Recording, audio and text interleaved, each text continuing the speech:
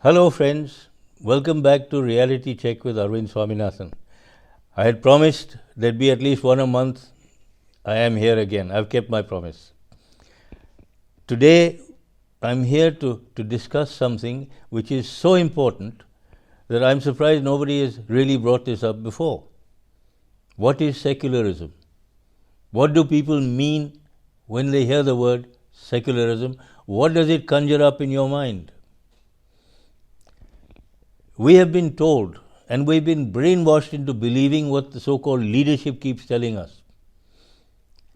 But we have never sat down to think about it for ourselves. First, what does it mean to different political parties and our leadership, so-called? Well, the Congress seems to believe secularism means appease or rob the Hindus and give it all to Muslims. I can't understand where that came from, but still. Mr. Akhilesh Yadav believes, give something to Muslims, give something to Yadavs, and the rest he keeps for himself. Therefore, the SP party believes you give something to Muslims, something to Yadavs, and the rest to the leaders. The BSP, i.e. Mayawati, same thing. What happens? Give something to Dalits, gives a little bit to Muslims, and the rest goes to making elephants in her own images. And the rest she keeps. The TMC and Mamta ji, what do they believe in? Bring in more and more Bangladeshis, including Rohingyas and others, and spread them all over India. What does it mean? More Muslims all over the place, taking over everything that they should not be doing. Then you have Owaisi, who is pure out and out pro-Muslim. He doesn't want anybody else in this country except Muslims. Then you have others in Maharashtra, for instance. Corruption gate gone mad. Down south in Kerala and such places, it's all Muslims. They want Muslims and nothing else but Muslims. It goes back to the Moplas. Then you have anti-Brahminism in Tamil Nadu. Now, I can't understand why the public has failed to understand the meaning behind all these. All of them, they say they are communal in their own right. But they blame BJP. And that is the only secular party there is, because they're the only party that have said, since certainly the 1990s, that secularism does not mean favoring A, B or C, but if you have secularism, all religions are to be treated the same. And this came out when, for instance, the UP Chief Minister, Mr. Yogi ji said, if you're within the law, I'm with you and I don't care if you're Muslim or Hindu or anything else. You break the law and I'll come after you with a machine gun if necessary. Which is what we needed to know and to hear, because he's been doing this. Because the whole country needs desperately a clean-up act. And he deserves kudos for this. We know that. Therefore, what is secularism as per the Constitution? And let us remember, this is a part of our Constitution, secularism. Not what each communal party says, appease this and appease that and appease that, and penalize this particular party or this particular group. No. Secularism means all are equal. And anybody who says anything else obviously doesn't know, or he's trying to mislead us. Now, folks, let's see what this misleading of the meaning of the word secularism has done to our nation, because most of us have never understood what secularism really means. Now, first of all, years ago, Nehru government brought in the Hindu Civil Code. Now, what did it do? It meant a direct curb and interference in Hindu personal law. which didn't seem to matter to them. And yet, nothing on the Muslim side. Now, what does that mean? Look at it this way. In 1947, India had a population of 350 million. Less than 6% were Muslims. Now, at 6%, it would have been 21 million in all. Now, out of 1.4 billion, which is our present population, they claim 22% Muslims. It may be actually 25%. But even at 22%, it means we have 308 million Muslims in India, which is an increase of 1:15, as opposed to all the other religious groups, which have increased only 1:3. Now, you begin to understand why people like Mr. Owaisi begin to sprout wings and start saying Muslims in this country are going to be a big problem. Anyway, which is why I believe it is so important that we look at this secularism aspect closely.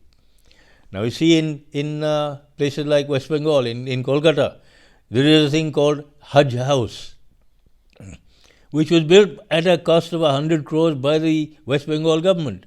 There was no outcry. That money could have been used for hospitals or schools or universities. And yet when the Ram Mandir comes up, which is to be built purely from public donations and managed by a public trust, hue and cry about why can't that money be spent for hospitals or universities or this or that. Now, I don't understand why all this comes in when it is from public money. Central governments and state governments have opposed the renovation of Hindu temples, but they have not done nothing but encourage the building of more masjids, more madrasas, and so on. In fact, many states actually give grants to madrasas, and all they do is teach Islamic studies. Now, this giving grants to madrasas and so on is totally against the Constitution itself. Hasn't any government seen to this through their legal aspects? Haven't they understood this? Not only that, in 2013, a very horrible act was passed whereby Waqf boards anywhere can claim any land. Any tribunal or any, court or anything to judge whether it's Muslim land or not is again full of Muslims.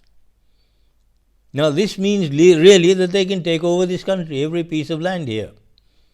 And nothing has been said about it.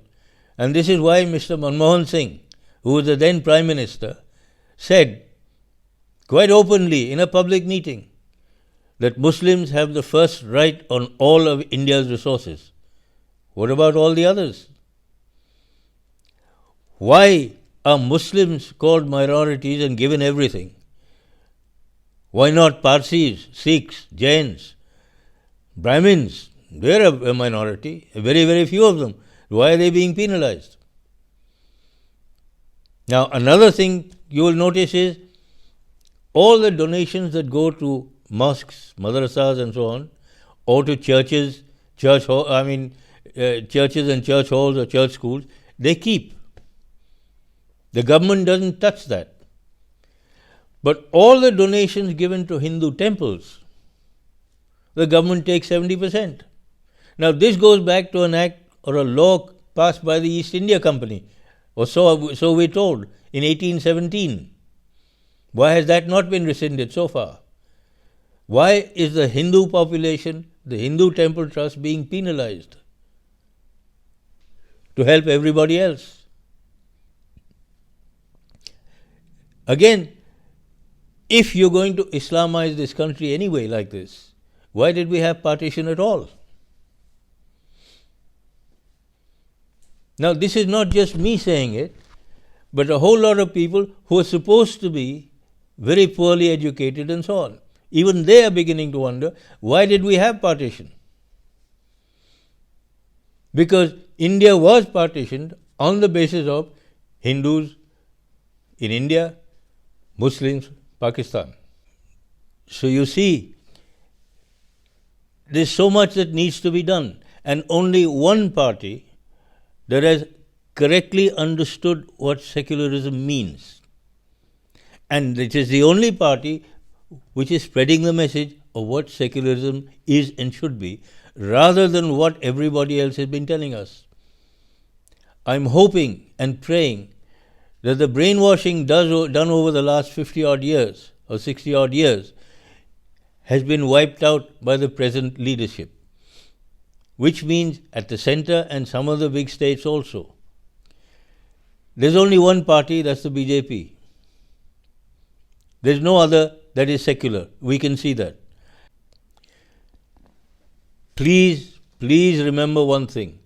I am not a member of either the BJP or the Congress or any other political party. I have never been a political creature, and I hope I never become one. But at my age, having seen so many different governments and what they've done to destroy almost this country, please, I'm hoping, give the BJP a chance. Give Modi a real good chance. Because this is 70 years of misrule, 70 years of misleading and lies and corruption, which he has to first find at the very root. What needs correcting, what needs repealing, what needs redoing. Because what the original Congress did was, whatever the British Raj was, they just enforced it even more strongly. Now, some of the things, for instance, 370. It needed repealing. Modi has done it.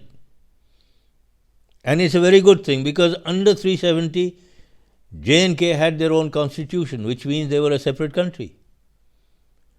Now, if we are helping them and we claim it as our territory and our country, how can they have their own constitution? The Hindu civil code should never have been the Hindu civil code. It should always have been the Indian civil code. If you are an Indian citizen and live in India, or even when you are abroad, you are governed by the laws of this country. You live by the Indian civil code. It applies to everybody, regardless of religion. Well, folks, please remember, according to our constitution, we are a democratic country. Now, in a democracy, how do you choose leaders? You have to go and vote. So please go and vote, but vote for the right people. Not the sort of people who do things for this class or that people or that group or this group or for themselves, but for people who are Indian and for India. Please remember, it is for India and for Indians. That is what this country is all about. Thank you very much for listening, folks. Please like and subscribe, and please tell everybody else to go and vote. And please vote for the right people, people who have India at heart, not themselves or this group or that religion or some other religion. Thank you very much. See you next time.